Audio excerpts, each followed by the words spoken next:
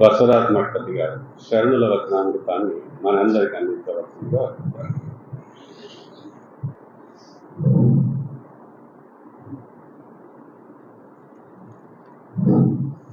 ఓం శ్రీ గురు ಬಸವಲಿಂಗಾಯ ನಮಃ.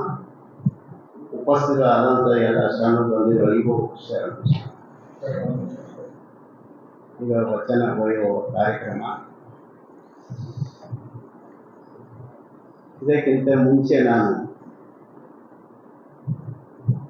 ನಾನು ಯಾರು, ಪರಮಾತ್ಮ ಎಲ್ಲಿರ್ತಾನ ಎಂಬ ವಿಷಯದ ಬಹಳ ವಿಸ್ತಾರವಾಗಿ ಶರಣರ ಒಂದು ವಚನಗಳನ್ನು ತೆಗೆದುಕೊಂಡು ಆ ವಿಷಯ ಬಗ್ಗೆ ನಾನು ವಿಸ್ತಾರವಾಗಿ ಮಾತನಾಡಿದೆ. ಶರಣ ಸಾಹಿತ್ಯ ಅಂದ್ರೆ ವಚನಗಳು ಹೇಳಕ್ಕೆ ಭಾಳ ಈಜಿ ಅವ. ಅದರಾಗ ತತ್ವಗಳು ಭಾಳ ಮರ್ಮಗಳು ಭಾಳ ಆಳವಾಗಿ ಅವ. ನಾವು ವಿಚಾರ ಮಾಡಂಗಿಲ್ಲ. ಯಾಗಳಿಗೆ ನಮ್ಗೆ ಯಾರಿಗೂ ಹೇಳಿದ್ರೆ ಏನು ಹೇಳ್ತಾರ ಅಂದ್ರೆ ಲಿಂಗ, ವಿಭೂತಿ, ರುದ್ರಾಕ್ಷಿ ಇವೇ ಹೇಳ್ಕೊತಾ ಹೋಗ್ತಾರೆ. ಹಾಗೆ ತಾತ್ವಿಕ ಚಿಂತನೆ ಏನದಲ್ಲ ಯಾರು ಹೇಳ್ತಾರೆ ನಿಮ್ಗೆ ಹೇಳ್ತೀನಿ. ತಾತ್ವಿಕ ಚಿಂತನೆ ಅದ್ರ ವಿಷಯ ಏನದ, ಮೂಲ ವಿಷಯಗಳು ಏನದ ಅದ್ರ ಬಗ್ಗೆದಾಗ ಹೇಳ್ಬೇಕು ನಾವು. ಈ ಪ್ರಚಾರ ಅಂತೂ ಭಾಳ ಆಯ್ತದ. ಕಡೆಗೆ ಮೂಲ ವಿಷಯ ಏನದ ನಾವು ಹೇಳ್ಕೊತಾ ಹೋಗ್ಬೇಕು.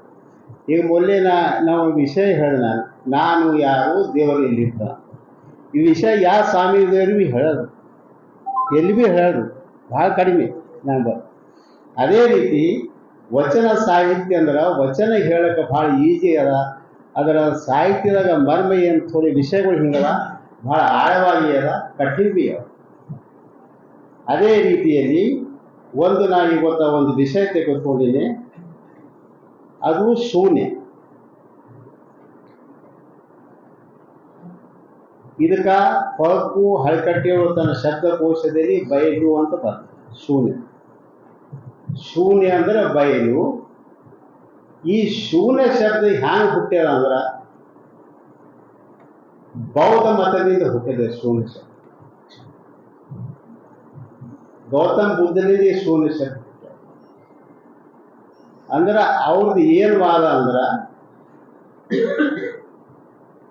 ಜಗ, ಈ ಪೃಥ್ವಿ, ಈ ಬ್ರಹ್ಮಾಂಡ ಯಾವುದೇ ಆಗಲಿ ಶೂನ್ಯದಾಗೆ ಹುಡ್ತದ, ಶೂನ್ಯದಾಗೆ ಬೆಳೀತದ, ಶೂನ್ಯದಾಗೆ ಲಯ ಆಗತ್ತದ. ಅವ್ರದೊಂದು ಸಿದ್ಧಾಂತ. ಯಾತು ಗೌತಮ ಬುದ್ಧ. ಆದ್ರೆ ಅದಕ್ಕೆ ಅವರಲ್ಲಿ ಕೂಡ ಏನದಲ್ಲ ಒಂದು ಹೇಮಯಾನ್, ವಜ್ರಯಾನ್, ಮಹಾಯಾನ್ ಅಂತ ಒಂದು ಸ್ವಲ್ಪ ಅವ್ರ ಬಳಿ ಕೂಡ ಒಂದು ಭಾಗಗಳು ಆಗ್ಯಾವ. ಅದರ ಆರೋಗ್ಯನ ನಾಗಾರ್ಜುನ ಎಂಬ ಏನಂದ್ರೆ ಶೂನ್ಯ ಸಿದ್ಧಾಂತ ಬಾರಿ ಭಾಳ ಸವಿಸ್ತಾರವಾಗಿ ಬರ್ತದೆ. ನಾಗಾರ್ಜುನ ಎಂಬ ಶೂನ್ಯ ಬಾರಿ. ಅದಾದ ಮೇಲೆ ನಮ್ಮ ಶರಣರು ವೇದದಲ್ಲಿ ಒಂದು ವಿಷಯ ಬರ್ತದೆ. ಏನಂದ್ರ ಓಂ ಪೂರ್ಣಮದಂ ಪೂರ್ಣಾತ ಪೂರ್ಣ ಮುಜ್ಜತ್ತೆ ಮುದರ್ಶತೆ ಪೂರ್ಣಸ್ಯ ಪೂರ್ಣಮಾದಾಯ ಪೂರ್ಣಮೇವಾಶಿಷ್. ವೇದ ಒಂದು ವಿಷಯ ಬರ್ತದೆ. ಅಂದ್ರೆ ಯಾವ ವಸ್ತು ಕೂಡ ಪರಿಪೂರ್ಣವಾಗಿ ಯಾಗಳಿಕೆ ಇರೋದು ಶಾಶ್ವತ. ನೀವು ಅದು ಕೂಡಿಸ್ರಿ, ಕಳೀರಿ, ಗುಣಾಕಾರ ಮಾಡ್ರಿ, ಅದು ಸ್ವರೂಪ ಏನದ ಚೇಂಜ್ ಆಗೋದು. ಅದಕ್ಕೇನದ ಆ ಮಹಾಶಕ್ತಿ, ಆ ದೇವರು, ಅದಕ್ಕೆ ಏನದಲ್ಲ ವೇದದಾಗ ಏನದಲ್ಲ ಅದಕ್ಕೆ ಒಂದು ಪೂರ್ಣ ರೂಪ ಕೊಟ್ಟರ. ಅದು ಒಂದು ದೇವ್ರ ಸ್ವರೂಪ ಅಂದ್ರೆ ದೇವ್ರ ಶಕ್ತಿ. ಅದಕ್ಕೇನದಲ್ಲ ಈ ಯಾವುದೂ ಬದಲಾವಣೆ ಆಗೋದು, ಅದು ಪರಿಪೂರ್ಣವಾಗಿ ಇರ್ತದಂಬುದೇ ಅದೊಂದು ಸಿದ್ಧಾಂತ. ಅದಾದ್ಮೇಗ ಅವರು ಯಾರು ಶೂನ್ಯ ಸಿದ್ಧಾಂತಕ್ಕೆ ಹೋಗ್ತಾರ ಬೌದ್ಧರು, ಅವ್ರಿಗೆ ಏನದಲ್ಲ ನಿರ್ವಾಣ ಅಂತಂತಾರೆ.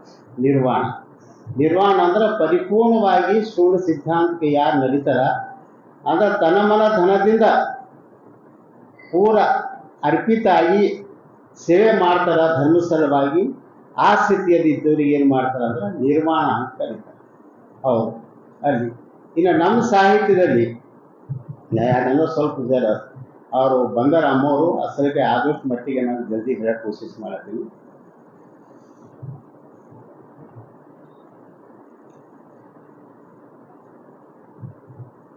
ಶೂನ್ಯ ಶೂನ್ಯ ಅಂದರೆ ಏನು? ಒಂದು ಸರ್ವ ವ್ಯಾಪಕ ಸರ್ವಾತೀತ ತತ್ವ, ಎಲ್ಲವನ್ನು ಒಳಗೊಂಡು ಎಲ್ಲವನ್ನು ಮೀರಿ ತನ್ನೇ ತಾನಾದ ನಿರಾಳಂಬ ಶೂನ್ಯ. ಶರಣರು ಈ ಮೂಲ ನಿಷ್ಕಳಂಕ ತತ್ವಕ್ಕೆ ಶೂನ್ಯ ಲಿಂಗವೆಂದಿದ್ದಾರೆ. ಇದುವೇ ಅಂತಿಮ ಲಕ್ಷ್ಯ, ಇದುವೇ ಕೊನೆಯ ಸ್ಥಿತಿಗೆ, ಇದೇ ಶೂನ್ಯ ಸಂಪಾದನೆ ಎಂದು ಕರೀತಾರೆ. ಶೂನ್ಯ ಅಂದರೆ ಏನು ಅಂತ ಹೇಳ್ತಾರೆ.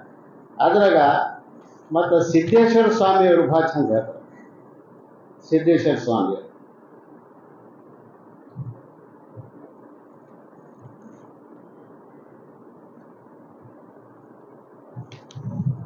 ಅವ್ರು ಏನು ಹೇಳ್ತಾರೆ ಅಂದ್ರೆ, ಈ ಬಯಲೆಂಬ ಶಬ್ದಕ್ಕೆ ಇದಕ್ಕೆ ಹುಟ್ಟಿಲ್ಲ, ಇದಕ್ಕೆ ಸಾವಿಲ್ಲ, ಇದಕ್ಕೆ ಜನ್ಮಿಲ್ಲ, ಇದಕ್ಕೆ ಕೊನೆ ಇಲ್ಲ, ಇದಕ್ಕೆ ಕಡೆ ಇಲ್ಲ.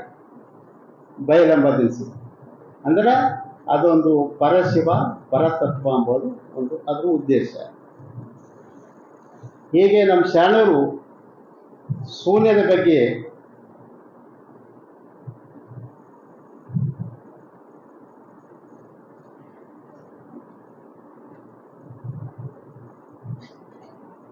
ಅರ್ಪದಪ್ಪನ ಒಂದು ವಚನದಲ್ಲಿ ಹೇಳ್ತಾನೆ, ರಾಗ ದೇಶಗಳನ್ನು ತ್ಯಜಿಸಿ ಆತ್ಮವಿಶ್ವಾಸದೊಳಗೆ ಅನುಸರಿಸುವ ಸ್ಥಿತಿ ಇದ್ದಕ್ಕೆ ಬಯಲು ಅಥವಾ ಲಿಂಗಾಂಗ ಸಾಮರಸ ಉರಿಯುವ ಕರ್ಪೂರದಂತೆ ಬಿಚ್ಚಿ ಬಯಲಾಗಿ ಆನಂದದ ಅನುಭವ ಪಡೆಯುವುದೇ ಇದುವೇ ಶೂನ್ಯ ಸಂಪಾದನೆ.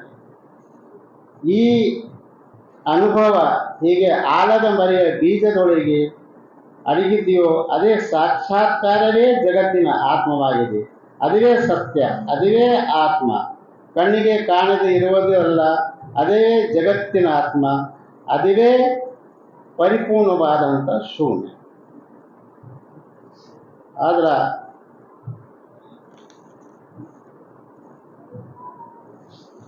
ತಿಪ್ಪೇರುದ್ರ ಸ್ವಾಮಿಯವರು ಅಂತೇಳಿ ಹೇಳ್ತಾರೆ, ಶೂನ್ಯ ಅಂದ್ರೆ ಪರಿಪೂರ್ಣ ಶೂನ್ಯ ಅನುಭವ, ಶೂನ್ಯ ಅನುಭವ.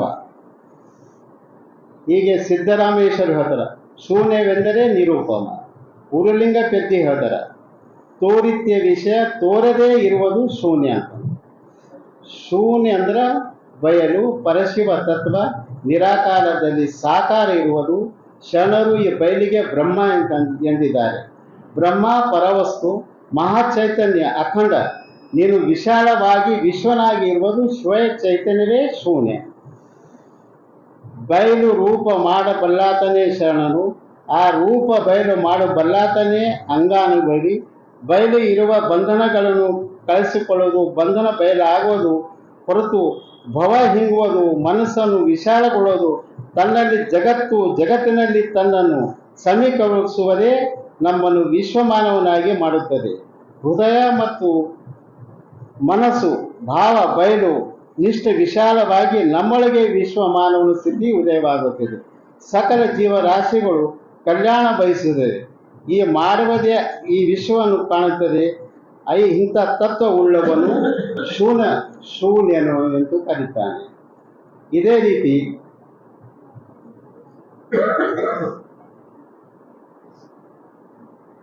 ಆದಿಯಲ್ಲಿ ಬಯಲು, ಅಂತದಲ್ಲಿ ಬಯಲು, ಮಧ್ಯದಲ್ಲಿ ಬಯಲು, ತೋರಿಕೆ ಕೊಡುವುದು ನೋಡುವುದು ಘನವು.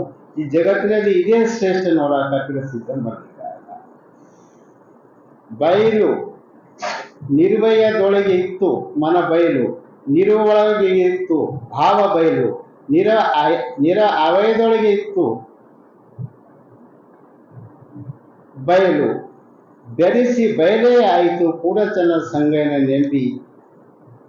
ಇದು ನುಡಿ ಅಡಗಿತ್ತು.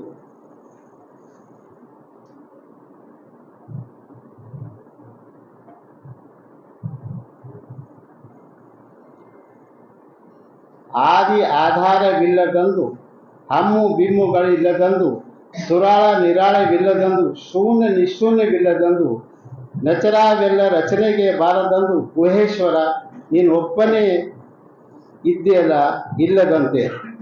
ಆದಿ ಅನಾದಿ ಇಲ್ಲದಂದು, ಮಹಾಶೂನ್ಯ ಇಲ್ಲದಂದು, ಸಾಧ್ಯ ಅಸಾಧ್ಯವಿಲ್ಲದಂದು, ರೂಪವಿಲ್ಲದಂದು, ಸ್ಥೂಲ ಸೂಕ್ಷ್ಮವಿಲ್ಲದೆಂದು, ಸಾಕಾರ ನಿರಾಕಾರವಿಲ್ಲದೆಂದು, ಹುಟ್ಟಿದಂದು, ದ್ವೈತ ಅದ್ವೈತನೆಂದು, ಶಶಿಧರ ಇವನೆಂದು, ಇವೆಲ್ಲವೂ ನೀನು ನಿನ್ನಲ್ಲೇ ಅಡಗಿದೆಯ ಕಪಿಲ ಸಿದ್ಧ ಕವಿದೇವರ ದೇವರಯ್ಯ. ನನಗಿದು ಯಾಕೆ ಅಡಚಣೆ ಆಗ್ಲತ್ತಂದ್ರೆ, ನಾನು ಒಂದು 8 ದಿನದೊಳಗೆ ವಿಷಯನ ಪರಿಪೂರ್ಣ ವಿಷಯ ತೊಗೊಂಡಿದ್ದೆ, ಒಂದು 8-10 ಮಂದಿ ಶರಣರು. ಹಾಗಾಗಿ ನನಗೆ ಹೇಳಕ್ಕೆ ಸ್ವಲ್ಪ ಅಡಚಣೆ ಆಗ್ಲತ್ತ. ಏನಂದ್ರೆ ನಾವೊಂದು ವಿಷಯ ತಗೊಂಡು ಎಲ್ಲ ತಯಾರು ಮಾಡಿಕ್ಕೆ ಕಂಪ್ಲೀಟ್ ತಯಾರು ಮಾಡಿಟ್ಟಿದ್ದೆ ನಾನು, ಆದ್ರೆ ಅದು ಸಿಕ್ಕಿಲ್ಲ ನಂಗೆ ಕಾಗದ. ಹಂಗಾಗಿ ನನಗೆ ಈಗ ತೊಂದರೆ ಆಗ್ಲತ್ತದ. ಆ ಕಾಗದದಲ್ಲಿ ಎಲ್ಲ ಒಂದು 8-10 ಮಂದಿ ಶರಣರದು ಶೂನ್ಯ ಮತ್ತು ಬಯಲು ವಿಷಯದ ಏನು ವಿಸ್ತಾರವಾಗಿ ಬರ್ದಾರ ಅಂದ್ರೆ ಎಲ್ಲ ಬರ್ದಾರ. ಭಾಳ ಹುಡುಕ್ದ ನಿನ್ನ, ಮತ್ತು ರಾತ್ರಿ ಕುಂತಿನ ಏನೋ ನೆನಪು ಬಂತು, ನೀನು ನಂದು ಹೇಳೋ ಪಾಳಿ ಅಂತ ಹೇಳೋ ಸಲಕ್ಕೆ ಹೇಳಿದೆ. ಆದ್ರೆ ನಾ ಇದು ಪರಿಪೂರ್ಣವಾಗಿ ನನಗೆ ತೃಪ್ತಿ ಇಲ್ಲ ಇದು ಹೇಳೋ ಸಲಕ್ಕೆ. ಅದಕ್ಕೆ ಮನುಷ್ಯ ಹ್ಯಾಂಗಿರ್ಬೇಕಂದ್ರೆ ಶೂನ್ಯದ ಮುಖ್ಯ ಹೇಳ್ತೀನಿ. ಸೃಷ್ಟಿದಾಗ ಎಲ್ಲ ಚೇಂಜ್ ಆಯ್ತಾವ.